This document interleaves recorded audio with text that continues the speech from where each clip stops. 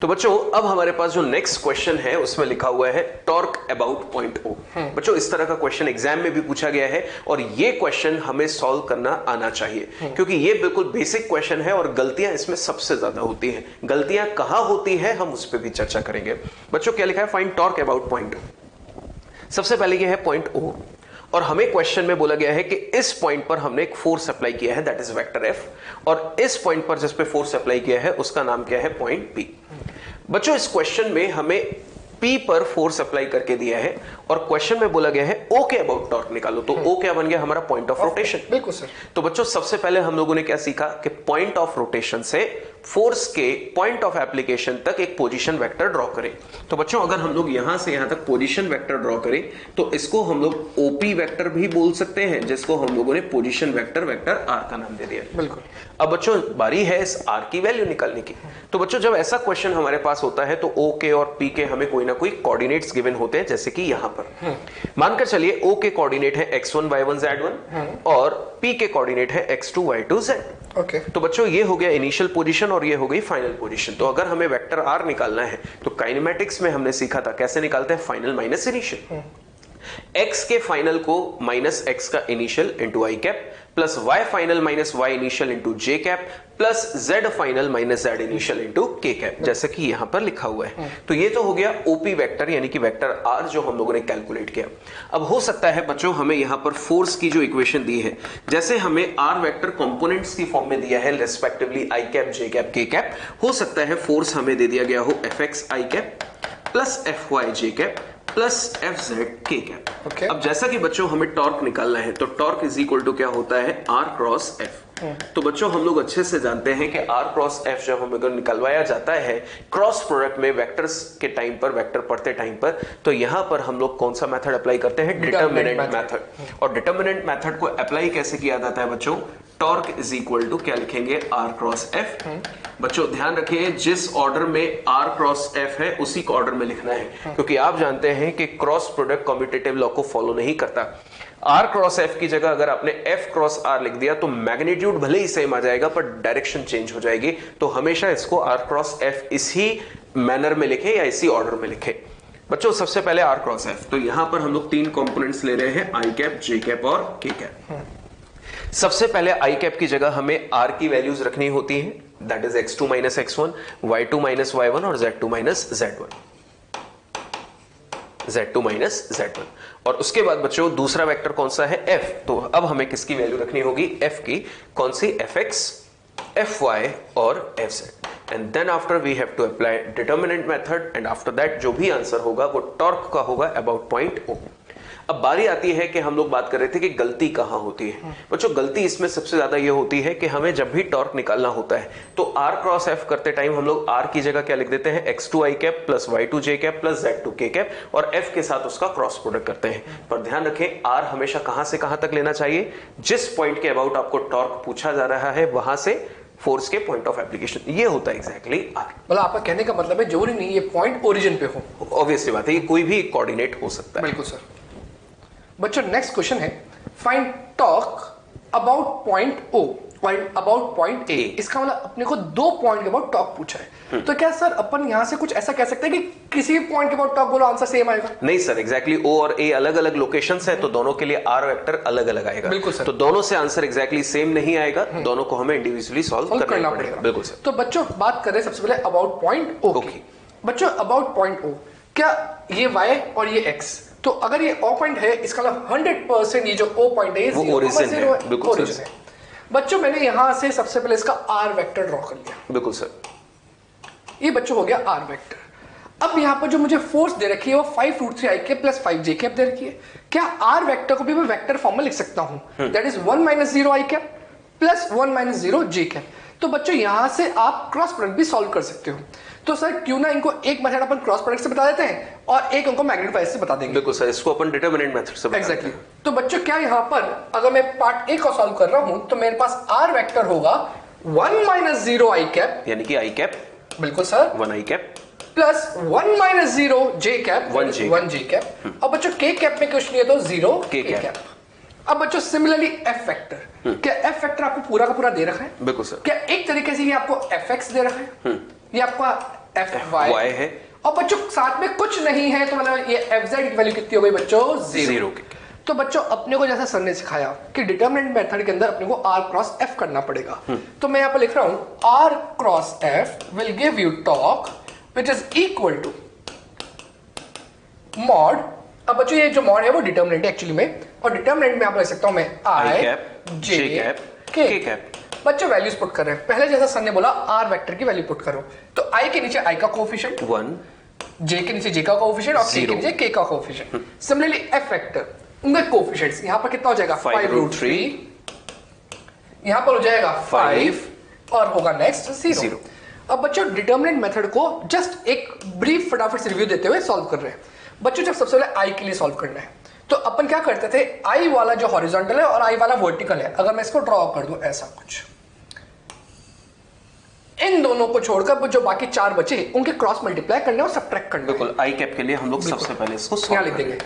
तो बच्चों यहां पर अब अपन को लिखते हैं 1 into 0। बच्चों ध्यान देना सबसे पहले ये वाला मल्टीप्लिकेशन करना है, तो 1 into 0 0 और बच्चों नेक्स्ट मल्टीप्लिकेशन करना है अपने को 5 into 0, बीच में माइनस का साइन होना चाहिए, तो अगेन 0। तो बच्चों इस प्रकार से अपने फर्स्ट वाला सॉल्व करा। तो क्या देखा, सबसे पहले टॉप से आप बॉटम है, फिर रिवर्स ऑर्डर में बॉटम से वापस टॉप गए और बीच में क्या आ गया माइनस का साइन। अब बच्चों नेक्स्ट बात करें जे कैप के लिए, तो सर क्यों ना अब अपन यहाँ पर वापस इन पार्ट को रब कर दे। बच्चों जब जे कैप के लिए सॉल्व करें तो ये दोनों मेरे कोई काम के नहीं है और ये भी कोई काम के नहीं है। तो बच्चों यहाँ पर मैं इतनी सी बात कह सकता हूं कि अगर जे कैप के लिए सॉल्व करना है तो मुझे जो लेना पड़ेगा इस बार ये वाला वर्टिकल और ये वाला हॉरिजॉन्टल जिसमें जे कैप लाई कर रहा है। क्या बच्चों जे कैप इन दोनों में ही लाई कर रहा है। अब इन दोनों को छोड़कर बाकी क्या चार टर्म्स बची, 1 0 5√3 एंड 0। बच्चों सबसे पहले टॉप से बॉटम देन बॉटम से टॉप, तो 1 into 0 0 minus again 0 because 5√3 minus 0 is 0, last में प्लस के कैप। और बच्चों एक बात ध्यान देना, जो बात यहां पर मैं बोलना भूल गया था कि जे कैप के साथ आगे हमेशा माइनस आएगा ही आएगा, ये डिटरमिनेंट का रूल होता है बच्चों। आई कैप के साथ प्लस, जे कैप के साथ माइनस एंड के कैप के साथ वापस प्लस। अब इसको हटा देते हैं। बिल्कुल सर, इनको हटा देते हैं। तो बच्चों इस बार के कैप के साथ क्या बनेगा, क्या ये के कैप का ये वाला वर्टिकल है और ये वाला इसका हॉरिजॉन्टल है। बच्चों कौन सी दो चार टर्म्स बच गई, ये चारों। अब वापस बच्चों वही क्रॉस करना है जैसे अपन ने सीखा था कि पहले टॉप का बॉटम से, रिवर्स ऑर्डर में बॉटम का टॉप से, बीच में माइनस का साइन। बिल्कुल बीच में माइनस का साइन। तो बच्चों लिख देते हैं 1 into 5 माइनस 5√3 into 1 5√3। तो बच्चों यहां से देखो ये पूरी टर्म तो 0, ये पूरी टर्म भी 0, बचा क्या 5 माइनस 5√3 के कैप। तो बच्चों यहां से मेरे पास डायरेक्टली टॉक आ गया कि टॉक की वैल्यू हो गई about point O as 5 minus 5√3 के कैप न्यूटन मीटर। बिल्कुल सर। और बच्चों जैसा यहां पर लिखा हुआ है सिर्फ अपने को टॉक की वैल्यू फाइंड आउट करनी थी, तो अपने वो फाइंड आउट कर ली। और चेक करो इस बार के कैप में आंसर आया। सर क्या ऐसा कुछ कह दें कि ये XY प्लेन है, XY प्लेन के परपेंडिकुलर सिर्फ के कैप ही होगा, और के कैप या तो माइनस में हो सकता है प्लस में हो सकता है, या फिर हम रोटेशन से चेक कर सकते हैं। तो स्टूडेंट्स अब हमारे पास सेकंड पार्ट है अबाउट पॉइंट ए। तो हम लोग इसको अब नेक्स्ट स्लाइड में डिस्कस कर रहे हैं अबाउट पॉइंट ए। तो जैसा सर ने बीच में आपको हिंट दिया था कि एक बार हम लोग इसको डायरेक्टली सॉल्व करने की कोशिश करेंगे। तो बच्चों सबसे पहले ऑब्जर्व कीजिए कि अगर हमें यहां पर ए पॉइंट के अबाउट कैलकुलेशन करनी है तो ये हो गया हमारे पास पॉइंट ऑफ रोटेशन। तो सबसे पहले पॉइंट ऑफ रोटेशन से फोर्स के पॉइंट ऑफ एप्लीकेशन तक का हमें पोजिशन वेक्टर ड्रॉ करना है। ये हो गया वेक्टर आर। बिल्कुल। अब बच्चों वेक्टर आर हम लोगों ने कैलकुलेट करना सीखा, that is final minus initial. x का फाइनल कोऑर्डिनेट माइनस x का इनिशियल कोऑर्डिनेट दोनों ही 1 है, तो 1 माइनस 1 कितना हो गया 0। तो बच्चों i कोफिशिएंट तो खत्म। बिल्कुल। अब ये है y कोऑर्डिनेट 1 और ये है y कोऑर्डिनेट 0, तो 1 माइनस 0 कितना बचेगा 1 j कैप। बिल्कुल, तो ये एग्जैक्टली r वेक्टर आ गया हमारे पास 1 j कैप। और दूसरी साइड हमको जो फोर्स दिया है वो है 5√3 i cap plus 5 j cap. तो बच्चों इसको अगर हम लोग यहां पर नोटिस करें तो इसका आंसर डायरेक्टली निकाल सकते हैं। डिटरमिनेंट से आप निकाल सकते हो जैसा सर ने अभी आपको सिखाया, पर ऐसी कोई कंडीशन बन रही है तो हम लेंथी प्रोसेस को फॉलो ना करते हुए डायरेक्ट आंसर निकाल सकते हैं। बच्चों गौर कीजिए, ये हमारे पास r वेक्टर बना है जिसकी वैल्यू हमारे पास है 1 j कैप और कैंसिल j कैप ओनली। अब हम लोग बात कर रहे हैं फोर्स की, तो ऑब्जर्व कीजिए फोर्स के अगर कंपोनेंट करके लिखा जाए तो ये हो गया बच्चों फोर्स का पॉइंट ऑफ एप्लीकेशन। एक कंपोनेंट है 5√3 i कैप और दूसरा कंपोनेंट है 5 जे कैप। बच्चों ये हो गए हमारे पास फोर्स के दो कंपोनेंट। अब बताइए हमें फोर्स का वो कौन सा कंपोनेंट कंसीडर करना चाहिए टॉर्क कैलकुलेट करने के लिए जो आर के परपेंडिकुलर। Exactly. तो बच्चों ये वाला कंपोनेंट देखिए, ये तो हो गया आर और ये हो गया एफ, ये दोनों एक दूसरे के पैरेलल है, मतलब ये रिस्पॉन्सिबल नहीं होगा किस चीज के लिए, टॉर्क प्रोड्यूस करने के लिए। तो एग्जैक्टली टॉर्क के लिए कौन सा रिस्पॉन्सिबल होगा, जो आर के परपेंडिकुलर है, दैट इज 5√3 आई कैप। तो बच्चों अगर हम लोग टॉर्क कैलकुलेट करें तो ये हो जाएगा आर क्रॉस एफ। बच्चों आर की वैल्यू अगर देखें तो वो है जे कैप और फोर्स की वैल्यू है कितनी, 5√3 आई कैप। बच्चों इसको मैं ऐसा लिख सकता हूं क्या, 5√3 और ब्रैकेट में जे क्रॉस आई। बिल्कुल। और बच्चों जे क्रॉस आई क्रॉस जे क्या होता है, के कैप। तो जे क्रॉस आई क्या होगा, माइनस के कैप। तो आंसर आ जाएगा 5√3 माइनस के कैप और यूनिट हो जाएगी न्यूटन मीटर। बिल्कुल sir.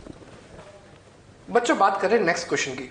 A particle having mass m is projected with a velocity v0 from a point p on a horizontal ground making an angle 60 degree with horizontal. Find out the torque about the point of projection acting on the particle when it is at its maximum height. बच्चों अपने पास ये कुछ projectile का question जैसा ही है, पर इसका torque पूछा है पॉइंट ऑफ प्रोजेक्शन से।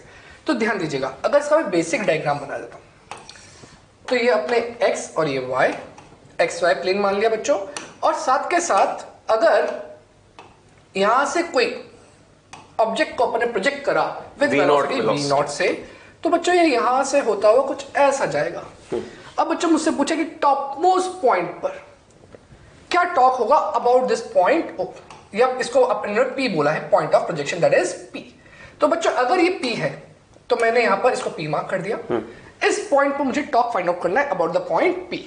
बच्चों चेक करके देखिए, क्या जो भी मोशन हो रहा होगा वर्टिकल प्लेन में हो रहा होगा, क्या जब बॉडी यहां पर आएगी तब भी उसका मास तो m ही रहेगा। बिल्कुल सर। अगर मास m रहेगा तो टॉर्क के लिए मुझे दो चीज चाहिए, एक तो r वेक्टर और एक f वेक्टर। बच्चों मैं एक एक करके मार्क कर रहा हूं, ध्यान सुनिएगा। मैं पहले फोर्स की बात कर रहा हूं, क्या यहाँ पर कौन सा फोर्स है जो यहाँ पर सिर्फ अकेला एक ही फोर्स लग रहा है, दैट इज mg। इसका मतलब क्या, ग्रेविटी फोर्स हमेशा डाउनवर्ड ही है। तो बच्चों मैंने यहाँ पर लिख दिया mg।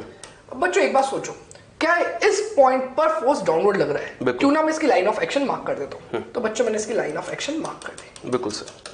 बच्चों इसके मार्क करने के पीछे रीजन है, इस जब मैंने लाइन ऑफ एक्शन एक्सटेंड कर दी तो चेक करो कि जिस पॉइंट के अबाउट आपको टॉर्क निकालना है उस पॉइंट से कोई ऐसी लाइन बन सकती है क्या, या आर वेक्टर बन सकता है क्या जो इस लाइन ऑफ एक्शन के परपेंडिकुलर। ऑब्वियसली सर, ये वाला जो लेंथ होगा वो इस फोर्स के परपेंडिकुलर, Exactly, फोर्स की लाइन ऑफ एक्शन के। तो बच्चों ये जो पॉइंट P से इस लाइन ऑफ एक्शन पे जो लाइन आई, क्या ये वाली लाइन इस फोर्स की लाइन ऑफ एक्शन के परपेंडिकुलर है।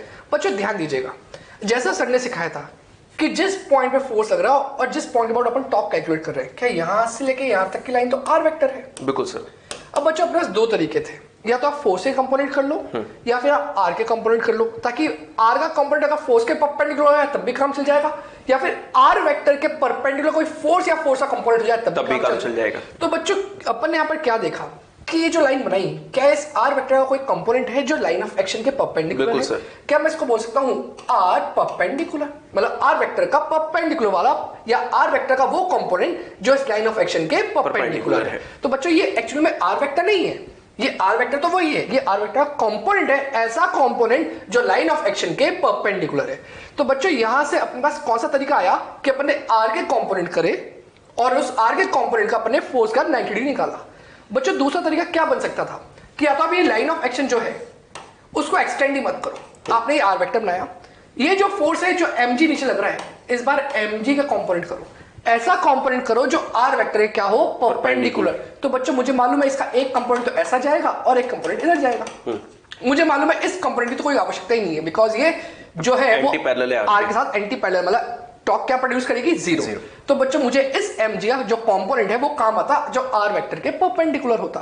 तो बच्चों दोनों तरीके से आंसर आएगा, but this method is lengthy method, क्योंकि आर हमको पूरा वेक्टर, ये आर एग्जैक्टली यहाँ से यहाँ तक का डिस्प्लेसमेंट भी है। Exactly. तो हमें एक्स भी निकालना पड़ेगा, वाई भी निकालना पड़ेगा, तो थोड़ा सा लेंथी हो जाता है। और बच्चों यहाँ पर जैसा सर ने बोला लेंथी पड़ेगा, तो क्या यहाँ पर आपको क्यों इजी लग रहा है, क्योंकि ये वैल्यू हमें रेंज की आधी दिखाई दे रही है। Exactly, क्योंकि एग्जैक्टली टॉप मोस्ट पॉइंट है, मतलब हाफ हो गया ये। तो क्या बच्चों ये जो आर परपेंडिकुलर है, क्या ये मैग्नीट्यूड वाइज r/2 के बराबर, r/2 के बराबर है बच्चों, और mg नीचे लग ही रहा और है, ये mg लग ही रहा है बच्चों, ऑलरेडी परपेंडिकुलर होगा। Okay sir, exactly. तो क्या सर ये दोनों एक दूसरे के परपेंडिकुलर बिल्कुल होंगे? सर। तो बच्चों डायरेक्टली अपन क्या लिख सकते हैं, टॉर्क बराबर, अगर मैं मैग्नीट्यूड वाइज लिख रहा हूं, that is equals to R F sine theta. और बच्चों ये जो आर साइन थीटा था इसी को तो अपन आर परपेंडिकुलर एफ भी लिख सकते थे। तो बच्चों आर परपेंडिकुलर की वैल्यू कितनी है, capital r/2, that is range upon 2, और फोर्स की वैल्यू क्या है बच्चों, mg। बच्चों ध्यान रखिएगा एक बात का कि अपन ने प्रोजेक्टाइल मोशन में बात कही थी कि इस केस के अंदर अपन कोई एयर फ्रिक्शन कंसीडर नहीं करते हैं, तो यहाँ पर भी एयर फ्रिक्शन कंसीडर नहीं हो रहा, सिर्फ टॉर्क जो होगा वो ग्रेविटी के कारण होगा। तो बच्चों जैसे यहाँ पर लिखा नहीं है कि टॉर्क कौन से फोर्स के कारण, तो बच्चों ये बाय डिफॉल्ट है कि जब प्रोजेक्टाइल मोशन की बात कर रही है तो आइडियल प्रोजेक्टाइल मोशन के अंदर सिर्फ कौन सा फोर्स होता है, ग्रेविटी फोर्स। तो बच्चों यहाँ पर सिर्फ आर की और वैल्यूज पुट कर देते हैं, तो आर का फॉर्मूला क्या था, u square sine 2 theta by g. तो बच्चों वैल्यू पुट कर रहे हैं, that is equal to u square का मतलब वी नॉट का स्क्वायर। बच्चों जो थीटा गिवन है वो 60 डिग्री है, तो 2 into 60 कैसा डायरेक्टली 120 डिग्री, बिल्कुल सर, अपॉन जी और ये 2 पहले से था बिल्कुल, इनटू m इनटू जी। बच्चों जी से जी कैंसिल आउट हो गया। बच्चों साइन 120 कितना होगा, √3/2। क्या साइन 120 cos 30 के बराबर है, cos 30 कितना होगा, √3/2। तो बच्चों लिख रहा हूं √3/4, बिकॉज बच्चों नीचे भी एक 2 पहले से था, v0 स्क्वायर इनटू m। ये इस वैल्यू की टॉर्क होगा, और आंसर लिख देता हूं न्यूटन मीटर में। और सर अगर इसकी डायरेक्शन हमको कैलकुलेट करनी है तो राइट हैंड थंब रूल से हम लोग बिल्कुल सर, वैसे क्या वैसे ही ये हो गया अपने लिए आर। बच्चों आर की डायरेक्शन में अपनी फिंगर्स को स्ट्रेच किया, और फोर्स कहाँ है, mg नीचे, तो फोर्स की डायरेक्शन में फिंगर्स को कर्ल कर लिया। तो ऑब्जर्व कीजिए सेंस ऑफ रोटेशन कैसा आ रहा है, क्लॉकवाइज, और थंब कहाँ जा रहा है, इनवर्ड्स। तो इनवर्ड्स है, क्लॉकवाइज है, तो इसके लिए अपन क्या आंसर दे सकते हैं कि टॉर्क कैसा होगा, negative. Students, next question which we are going to discuss is a particle of mass small m is released in a vertical plane from a point P at x is equal to x naught on the x axis। बच्चों सबसे पहले इस पर ध्यान दीजिए, point P से हम लोगों ने रिलीज किया, रिलीज मतलब रिलीज फ्रॉम रेस्ट, ड्रॉप किया, मतलब इनिशियल वेलोसिटी क्या हो गई इसकी, 0। और कहां से रिलीज किया, एक ऐसे कोऑर्डिनेट से जो x बराबर x नॉट है, और कहां लाई कर रहा है, x एक्सिस पर लाई कर रहा है। It falls vertically parallel to y-axis. Then find torque of gravity acting on the particle at a time t about origin. तो बच्चों सबसे पहले अगर हम लोग इसका डायग्राम इमेजिन करें तो मानकर चलिए ये हमारे पास इसका डायग्राम है। ये हमने x एक्सिस कंसीडर कर लिया, ये y एक्सिस कंसीडर कर लिया, और बच्चों ये इंटरसेक्शन पॉइंट है, तो ये हो गया इनका ओरिजिन। बिल्कुल सर। और ओरिजिन के कोऑर्डिनेट बच्चों हमको अच्छे से पता है क्या है, 0,0, और ये वो है पॉइंट ऑफ रोटेशन जिसके अबाउट हमें टॉर्क कैलकुलेट करना है। बच्चों यहां पर दूसरी चीज जो एक पॉइंट है P, x is equal to x naught, वहां से हम लोगों ने मान लीजिए एक पार्टिकल को ड्रॉप किया है, और वो इस तरह से मोशन परफॉर्म कर रहा होगा। बिल्कुल ठीक है सर। इनिशियल वेलोसिटी कैसी है, 0, x बराबर x नॉट, जो कि पॉइंट यहां पर x एक्सिस पे लाई कर रहा है, जिसको पॉइंट P हमने नाम दिया है, वहां से हम लोगों ने इसको ड्रॉप कर दिया, और ड्रॉप कैसे किया है कि ये y एक्सिस के पैरेलली मूव कर रहा है। अब हमें यहां पर ग्रेविटी का क्या कैलकुलेट करना है, टॉर्क। तो सबसे पहले बच्चों अगर ये हमारे पास पार्टिकल है तो mg यानी कि ग्रेविटी फोर्स इस पे कहां लग रहा होगा, नीचे। और दूसरी चीज बच्चों अगर हम लोग r वेक्टर ढूंढे तो हम लोगों ने क्या कैलकुलेशन सीखी है कि जब भी हमें r और f कैलकुलेट करना है तो ये दोनों एक दूसरे के परपेंडिकुलर होने चाहिए। तो बच्चों अगर हम लोग नोटिस करें तो सबसे पहली चीज देखिए, ये हमारे पास पॉइंट ऑफ रोटेशन है, ये फोर्स की लाइन ऑफ एक्शन है, तो ये ऑलरेडी एक दूसरे के कैसे दिए गए हैं, परपेंडिकुलर। तो बच्चों अगर यहां पर हम लोग एक परपेंडिकुलर ड्रॉप कर दें तो ये हमारे पास ऑलरेडी एक परपेंडिकुलर है, जिसमें r परपेंडिकुलर की वैल्यू किसके बराबर आ रही है, x नॉट। तो बच्चों नोटिस कीजिए यहां पर एक टर्म लिखी हुई है कि at a time t calculation करना है। तो नोटिस कीजिए कितने भी टाइम पर कैलकुलेट करो ये नीचे जाता जाएगा, नीचे जाता जाएगा, पर स्ट्रेट लाइन, बिल्कुल स्ट्रेट लाइन पर चलता जाएगा, पर इस वाली लेंथ पे कोई फर्क नहीं पड़ने वाला है, चाहे आप किसी भी टाइम t पर कैलकुलेट कर लो। तो ये हो गया हमारे पास परपेंडिकुलर, जिसकी वैल्यू फिक्स रहेगी क्योंकि पार्टिकल y के पैरेलल चल रहा है, और mg जो कि अगर स्मॉलर हाइट के लिए देखा जाए तो हम कांस्टेंट कंसीडर करते हैं। तो यहां पे अगर टॉर्क निकाला जाए बच्चों तो टॉर्क इज इक्वल टू क्या होगा, r परपेंडिकुलर इनटू f, और डायरेक्शन अगर देखें तो ये हो गया r, ये हो गया F। तो चेक कीजिए सेंस ऑफ रोटेशन कैसा आ रहा है, क्लॉकवाइज और इनवर्ट्स, तो ये हो जाएगा कैसा, नेगेटिव।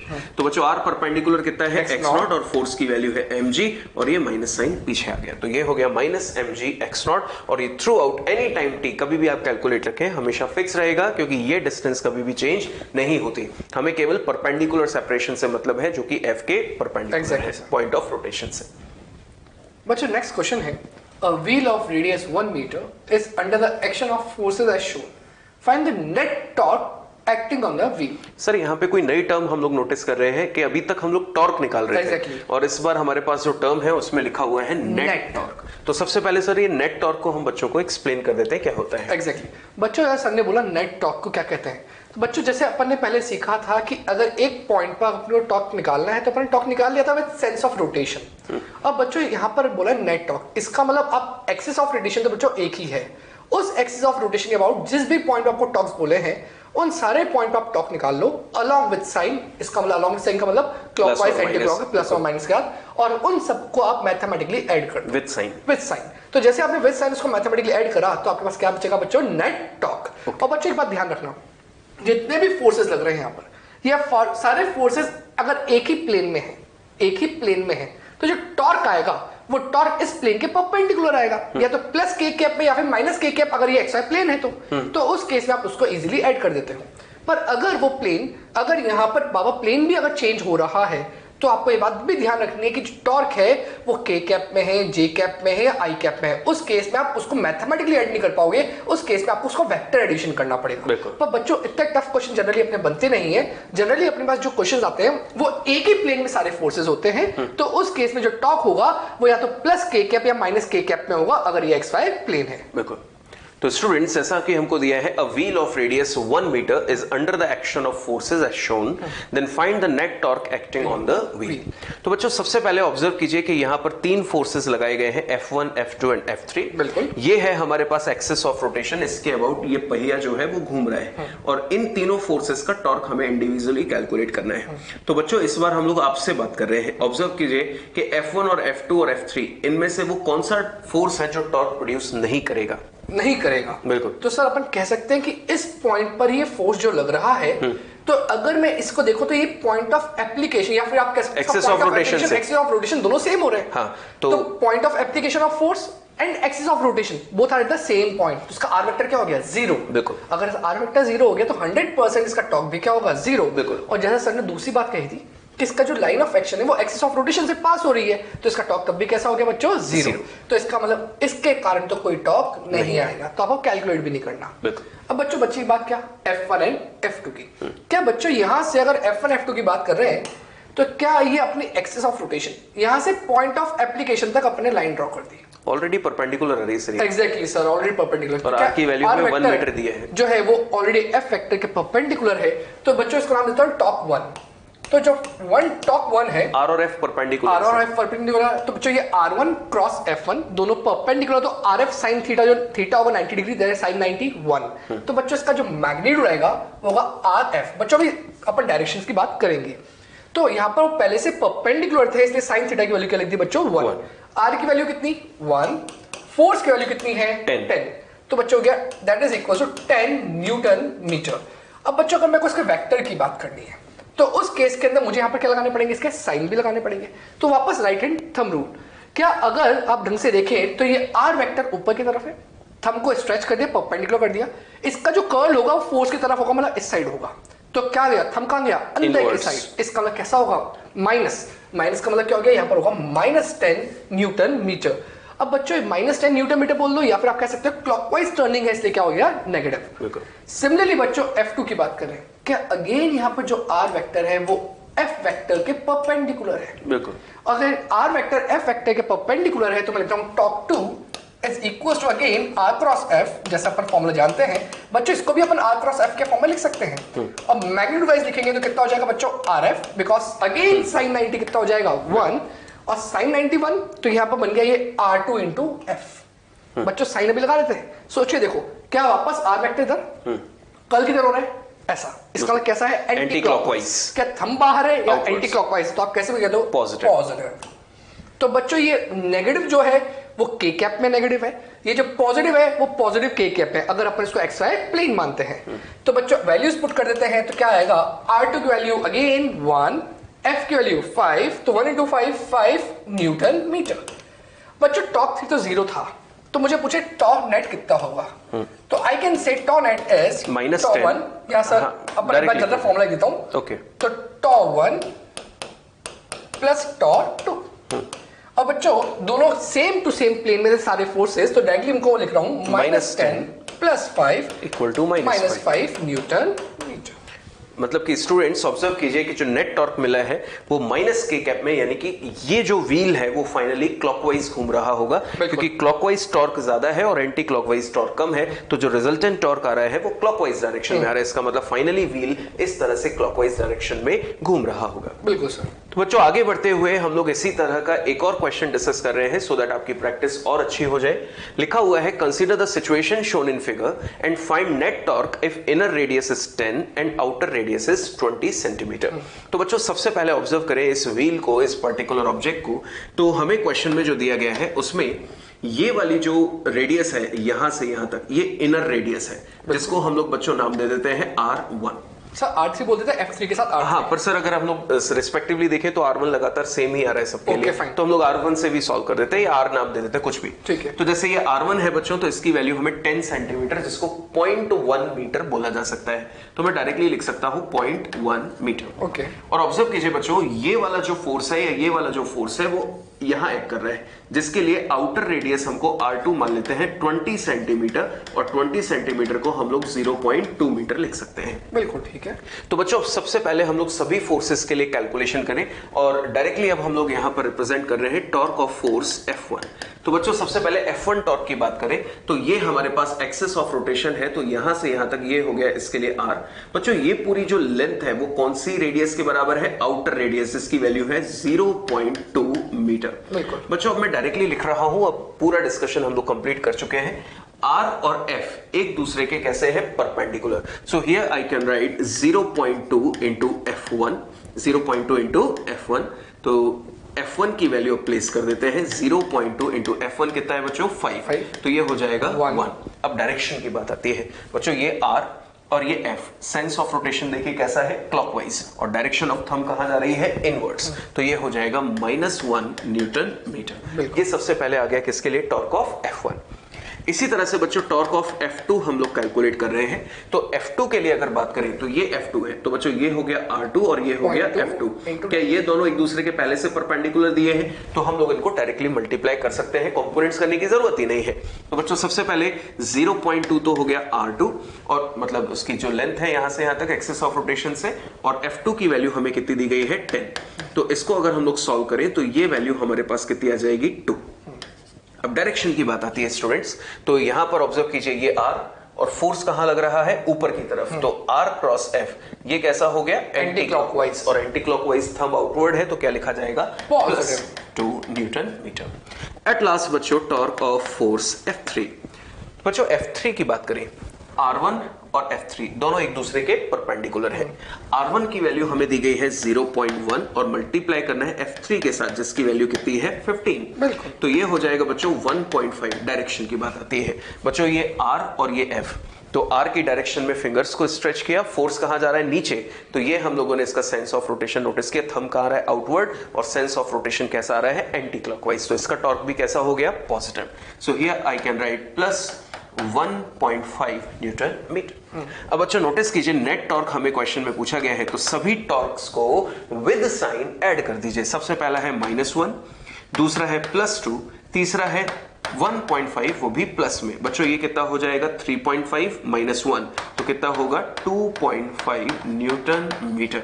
ये हो जाएगा इस क्वेश्चन का सही आंसर, और प्लस है इसका मतलब नेट टॉर्क इसको एंटी क्लॉक मिल रहा है, मतलब फाइनली ये व्हील एंटी क्लॉकवाइज डायरेक्शन में इस तरह से रोटेट करेगा। बिल्कुल। बच्चों नेक्स्ट पढ़ रहे हैं अपन relation between torque and angular acceleration.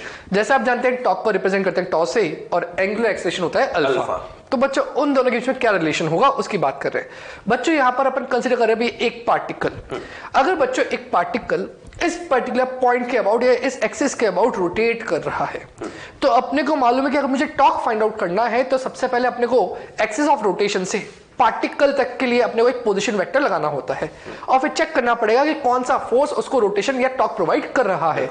तो बच्चों यहां पर हमसे देखिएगा, अगर मैं यहां से इस पॉइंट से पार्टिकल तक एक आर वेक्टर ड्रॉ कर देता हूं, ठीक है।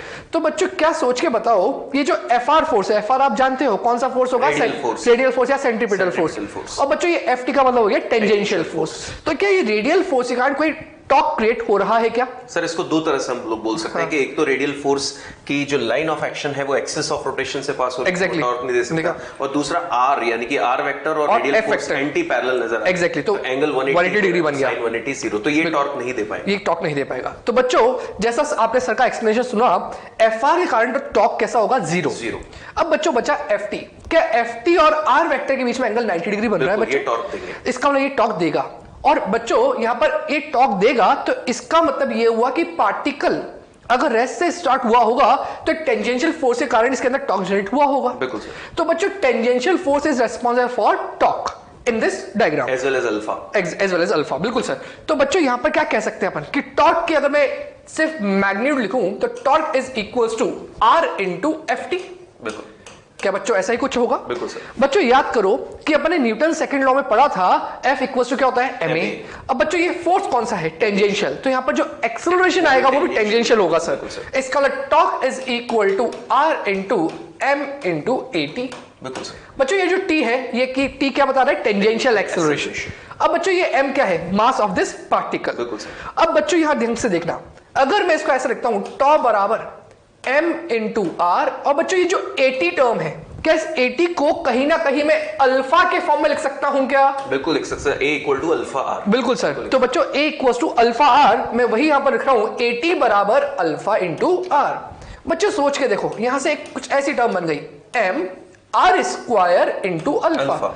बच्चों ये जो m आर स्क्वायर टर्म है, अब इसके बारे में बात करें, सोच के देखना बच्चों, इस एक्सिस के अबाउट जब पार्टिकल रोटेट कर रहा है तो ये एक्सिस से कितना दूर है? r दूर है। और बच्चों ये जब r दूर है तो अगर मैं इसका मोमेंट ऑफ इनर्शिया लिखना चाहता हूं इस पार्टिकल का अबाउट दिस एक्सिस, तो इसका मोमेंट ऑफ इनर्शिया कितना आएगा? mr स्क्वायर, एक्सिस से परपेंडिकुलर डिस्टेंस। Exactly sir. तो बच्चों अपन को मालूम है कि फॉर सिंगल पार्टिकल अपन ने कुछ ऐसा डायग्राम देखा था कि सिंगल पार्टिकल है जो एक्सिस से r दूर है, तो इसका जो मोमेंट ऑफ इनर्शिया आया था वो mr स्क्वायर आया था, जहां पर ये अपनी एक्सिस थी। बिल्कुल। तो बच्चों क्या मैं इस mr स्क्वायर को I लिख सकता हूं? तो टॉ बराबर क्या हो जाएगा? I alpha. बच्चों ये वही रिलेशन है जिसके बारे में ऊपर लिखा हुआ है, relation between torque and angular acceleration. तो बच्चों ये टॉ जो है वो क्या हो गया? टॉर्क, और अल्फा क्या हो गया? Angular acceleration. बिल्कुल। तो स्टूडेंट्स आपने नोटिस किया torque is equal to I alpha, ये हमारे सामने एक रिलेशन आ गया है, और इसको यूज कैसे करना है उस पर बात करें। तो क्या सर यहां पर अगर हम लोगों ने एक पार्टिकल को कंसीडर किया, अब हमारे सामने यहां पर रिजिड बॉडीज आएंगी, तो मल्टीपल पार्टिकल्स होते हैं, मल्टीपल पार्टिकल्स होंगे, तो क्या हमें एक पार्टिकल का आई छोड़ के फिर उस रिजिड बॉडी का एक्सिस के अबाउट आई लिख देना चाहिए? एग्जैक्टली। वहां पर हर पार्टिकल के टॉर्क को ऐड कर देंगे तो सर नेट टॉर्क बन जाएगा। तो स्टूडेंट्स आपने नोटिस किया कि यहां पर जो एक्सप्लेनेशन था वो एक पार्टिकल के लिए था, पर अब हमारे पास पार्टिकल के अलावा रिजिड बॉडीज आएंगी, और रिजिड बॉडी जब हमारे सामने आएगी तो हो सकता है कि उस रिजिड बॉडी के लिए आपको ये क्वेश्चन में सॉल्व करना पड़े। तो फिर आई आप किसका लिखोगे? उस रिजिड बॉडी का गिवन एक्सिस के अबाउट, और यहां पर उस पार्टिकल पे या उस बॉडी पर जितने भी फोर्सेस हैं उन सब में कितना टॉर्क प्रोड्यूस किया, उन सब का वेक्टर समेशन, जिसको अपन बोलते हैं नेट टॉर्क, वो यहां के लिख के अल्फा की वैल्यू आप कैलकुलेट कर सकते हैं। तो बच्चों इसी चीज को हम लोग और थोड़ा सा मॉडिफाई करते हैं कि इसमें क्या क्या फॉर्मूले हमको अप्लाई करने पड़ सकते हैं। ऑब्जर्व कीजिए बच्चों, हम लोग कंपैरिजन भी कर रहे हैं साथ साथ, जैसे कि हम लोगों ने न्यूटन्स सेकेंड लॉ में पॉइंट डिस्कस किया था F net is equal to ma, तो आप ऑब्जर्व कर रहे हैं बिल्कुल ऐसा ही रिलेशन एंगुलर फॉर्म में हमारे सामने आया है, that is net torque is equal to I alpha. तो बच्चों अब हम लोग इस पर ज्यादा काम करेंगे क्योंकि अपना मोशन अभी फिलहाल कैसा है? Rotational motion. तो हमारे पास क्वेश्चन अप्लाई करने का तरीका क्या होगा? फर्स्ट स्टेप, जो भी क्वेश्चन आपको दिया गया है उस क्वेश्चन में जो भी बॉडी या एक्सिस ऑफ रोटेशन है, सबसे पहले आप बॉडी पर जितने भी फोर्सेस प्रेजेंट है, हो सकता है कुछ मार्क करके दिए हो, या हो सकता है कुछ आपको खुद से मार्क करना पड़े, जैसे कि mg फोर्स। तो पहले आप सबसे सारे फोर्सेस मार्क कर लीजिए, और फिर गिवन एक्सिस के अबाउट उन सभी फोर्सेस का इंडिविजुअल टॉर्क निकाल लीजिए, और उन सभी टॉर्क को विद साइन ऐड करके क्या बन जाएगा? Net torque. उस नेट टॉर्क को लेफ्ट हैंड साइड लिख दीजिए। आई क्या है? Moment of inertia of that body about axis.